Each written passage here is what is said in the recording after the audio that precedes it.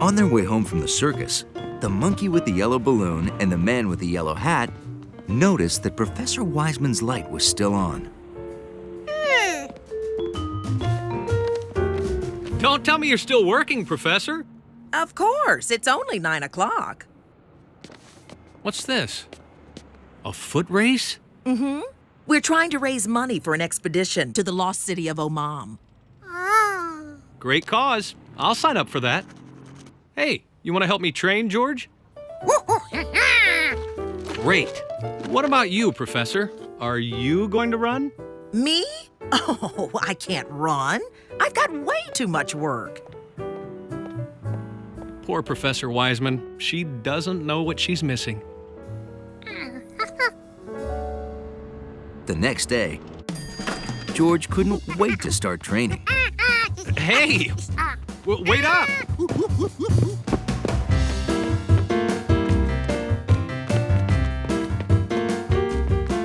Stop! I need help! This was strange. The professor who said she couldn't run was running. Oh, terrible, absolute disaster! What, did the T-Rex collapse?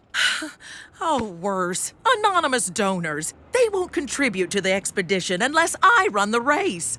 Oh, but that's great. Races are a lot of fun. Can you help me train? I don't know a thing about running. No problem. Let's meet in the park at lunchtime tomorrow. Terrific! Can't wait.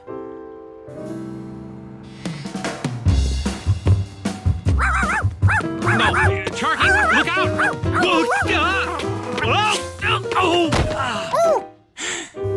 Oh, boy. What? He sprained his ankle? How can I train for the race without him? You want to be my personal trainer? Okay. Well, let's get running.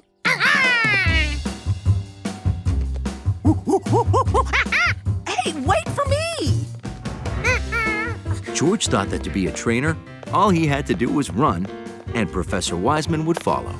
Simple.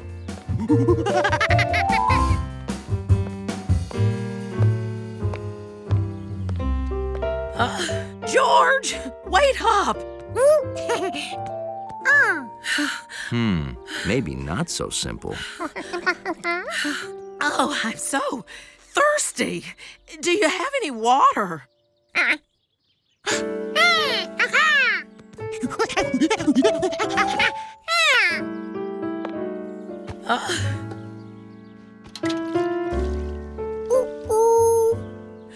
Okay, that's it. I'm done.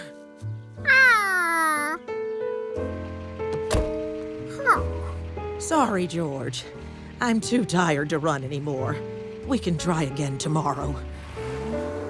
George's first day as a trainer had not gone well. Hi, George. Professor Wiseman called. She said you tried to help her train for the race. Well, don't give up. I think it's a great idea. And I found something that might help. It's an old training video I used to watch called Run for Your Life. You! Yeah, you! Are you ready to run like you mean it? You might want to take notes. Tip number 1. Before you hit the road, you gotta get graceful. You gotta stretch those muscles.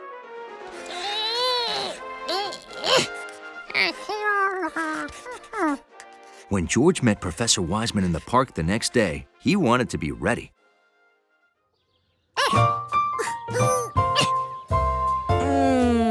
Stretching does feel good. Okay, what's next, George? Ooh.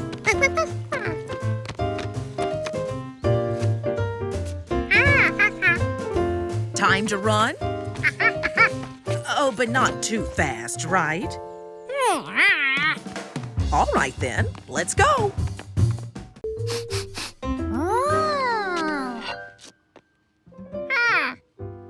I have lost the ability to cook.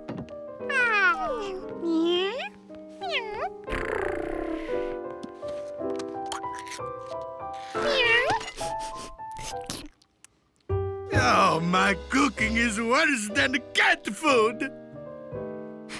Well, it sure doesn't smell worse. Yuck. Huh.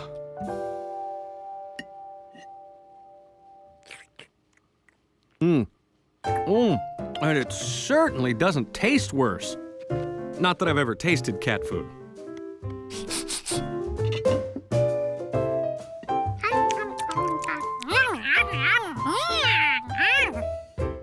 You're just being nice. If Gnocchi won't eat my food, there's no point in serving today. Flour delivery. Oh, it's a nice selection today. Just to put him down, Hector, thank you. Okie dokie.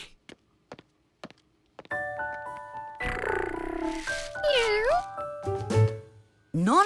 No chewing under the flowers today. We just started using a florist. Gnocchi thinks the flowers are snacks for her. You might as well let her eat flowers. She won't eat my food. I will talk to Chef. This is what comes of letting a cat make cooking decisions. George wondered why Gnocchi wouldn't eat the chef's cooking when it was clearly delicious. Maybe tomorrow would be better.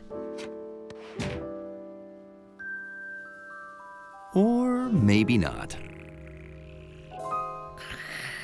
I'm guessing this means no ravioli for anybody? There is no hope. We will have to close the restaurant. I'm gonna retire and take up ice sculpture. Chef. Oh, no, you have to stay with the food. Closing the restaurant would be a disaster. Where would the chef and Nettie go? How would George get ravioli? George needed to find out why Gnocchi had stopped eating the chef's food. She must be doing something different. George would watch her and see what she was up to.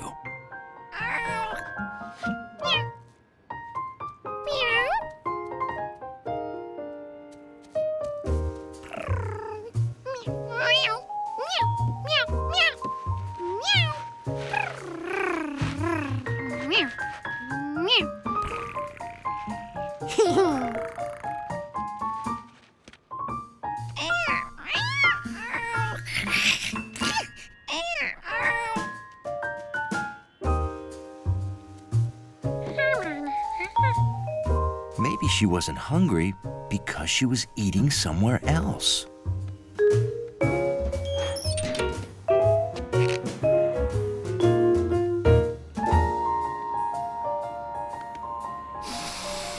George could smell the delicious sausages, but Gnocchi had no interest.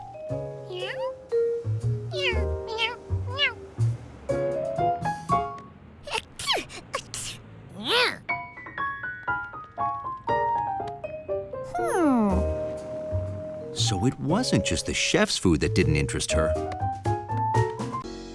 You're a monkey, George. You're just not used to kindergarten. George wanted to be a monkey who was good at kindergarten. What could he do? Now, castles weren't just for kings and queens. Butlers, maids, cooks, and carpenters lived in them too. Lots of people lived in castles. I've always thought it would be fun to live in a castle, high on a hill overlooking the ocean. In fact, I would like each of you to draw a castle that you would like to live in. Yes, Allie? What if we would rather live in a submarine? Then you draw a submarine. Now I have to go talk to the janitor. I'll be right outside if you need me.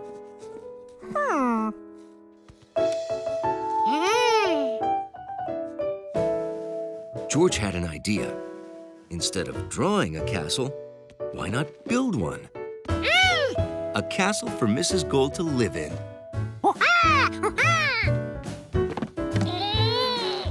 What What you doing, George? What's he doing? George, what Oh, you want to build a castle for Mrs. Gold? Yay! Let's go!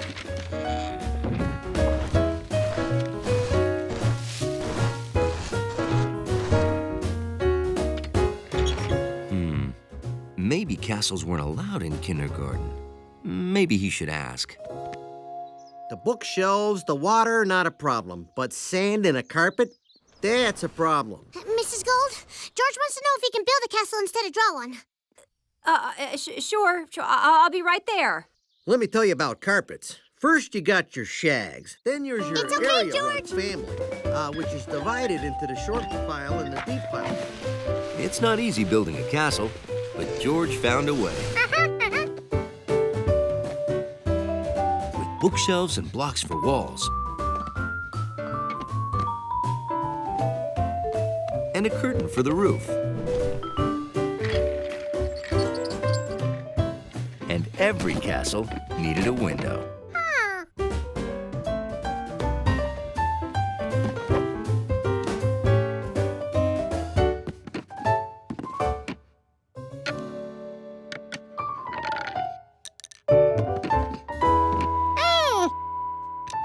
George's school tool made a great construction level. At last, the castle was ready. All it needed was a tree. Yes, well, thank you. That was most informative. I'm sure it will look... Oh, my! It was George's idea, but we helped. When you said a castle, you meant a castle. Oh, this is wonderful. It's amazing what you can do when you use your imagination and work together and have a monkey to help you. Oh. Yay for George! Yay for George! It was good being a guest monkey, but it was also good being a plain old regular monkey on his way home.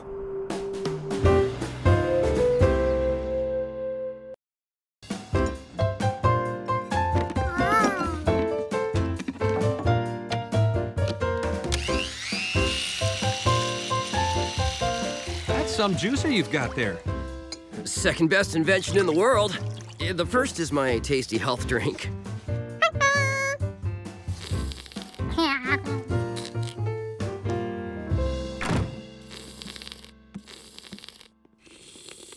I know these are delicious, but we should save the rest for later, George.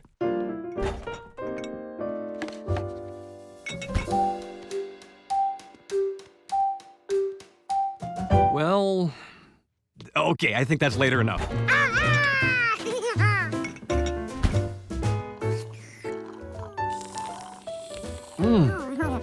Boy, that was tasty. Are you thinking what I'm thinking? Huh. Right, let's go.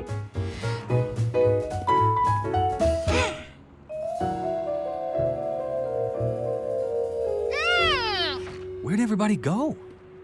Everybody packed up and left already. But don't worry, they'll be back next week. A whole week without juice? What was George going to do? You know, George, if we had our own juicer, we could make the drink ourselves. There's a kitchen supply store right around the corner. Let's go. Oh, boy. I have no idea how to use this. But when in doubt, read the instructions? I guess there are no instructions. Oh, don't worry. Between a smart man and a smart monkey, we should be able to figure it out. Hello? What? Yeah, I'll be right there. Sorry, George. Professor Wiseman needs me at the museum. They're picking a new shade of yellow for the main hall. I'll be back as soon as I can.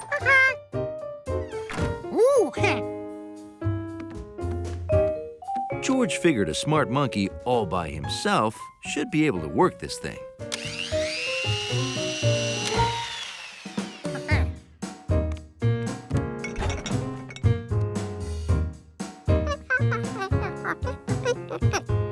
Now, what did Juicy J say he put in that drink?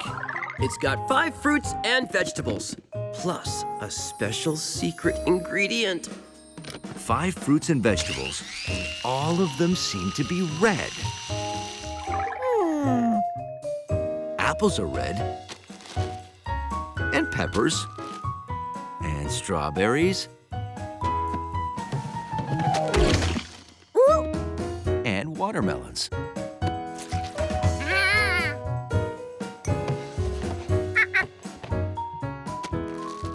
George didn't know what cabbage was, but it was the last red thing in the fridge.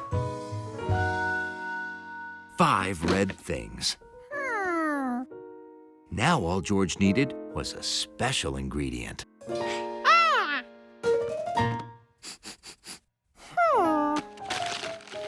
A red fish? Why not?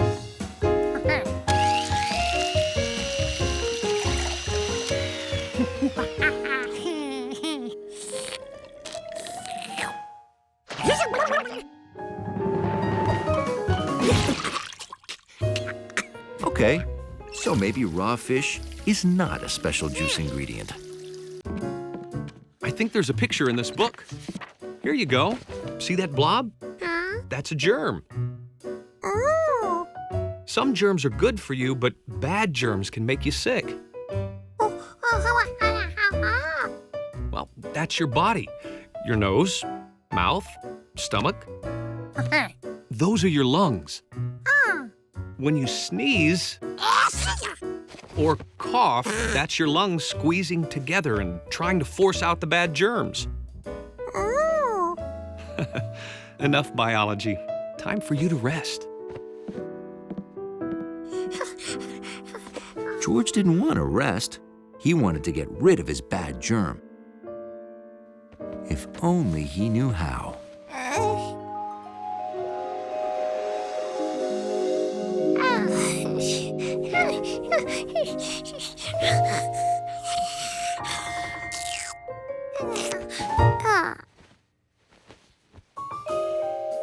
George saw a face. A face he had seen before. In the mirror. It was him.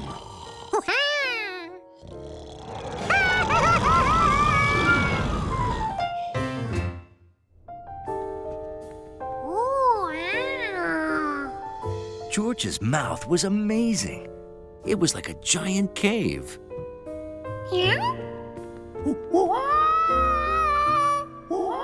A cave with an echo.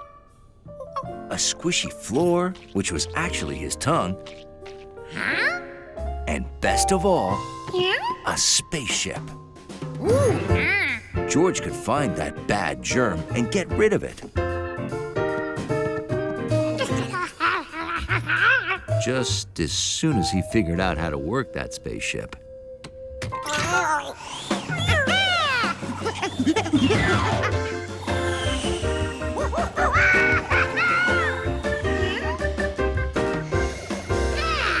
George was amazed.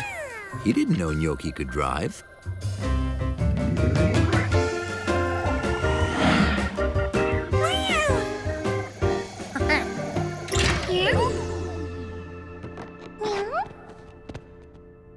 George knew they were somewhere above his mouth, but where? Fortunately, Gnocchi had discovered a helpful sign. They were in George's nose.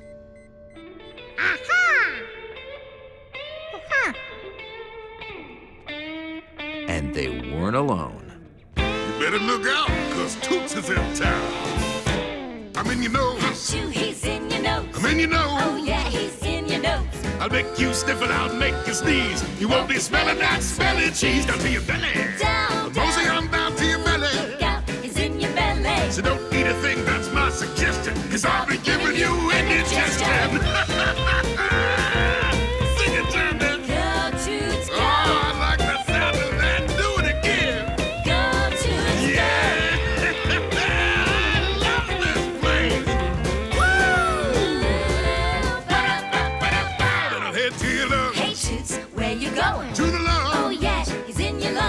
Well, I'll be making you wheeze and cough.